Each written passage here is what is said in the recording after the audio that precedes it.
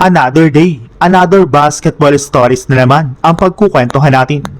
At ngayon nga ay pag-uusapan natin ang balitang may request na nga po si Dylan Harper sa San Antonio Spurs at ang balitang trade sa pagitan ng Sacramento Kings at Los Angeles Lakers.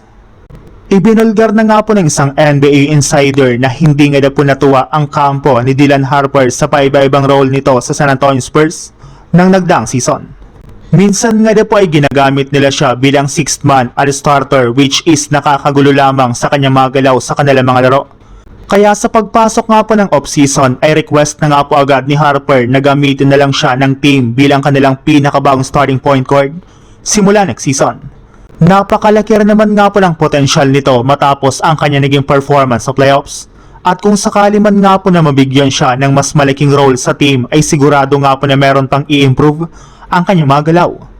Kita rin naman nga po na isa si Harper sa mga bumuhat sa Spurs sa kanilang kampanya. Sadyang nalimitahan lang ito sa paglalaro lamang nga po niya ng off the bench sa kanilang kupunan. At dahil sa naging request nga po nito si Spurs ay inaasahan na magkakaproblema sila ngayon. Lalo pat hindi na rin naman nga po nila alam kung ano ang gagawin kay De'Aaron Fox na hindi pa rin nga po nila pwedeng i-trade ngayong off-season since magte-take effect pa lang naman nga po ang kinuha niya dito na bagong contract extension.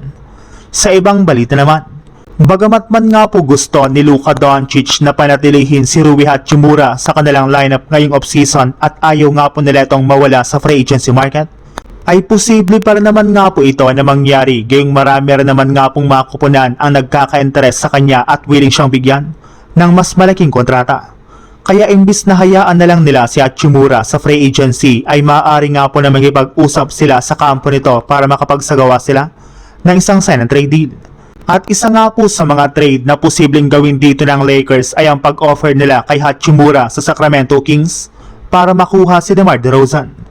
Ayon nga po sa isang NBA insider, sinubukan na rin naman nga po sana ng Lakers last trade deadline na kunin si DeRozan gamit ang kanilang trade offer na sina Hachimura at Dalton Knecht. At sa pagpasok nga po ng off-season at ng free agency, ay pwede na nga po nila itong i-pull off ngayon lalo pat gusto na rin naman nga po ng Kings na tanggalin at i-trade si DeMar DeRozan as soon as possible.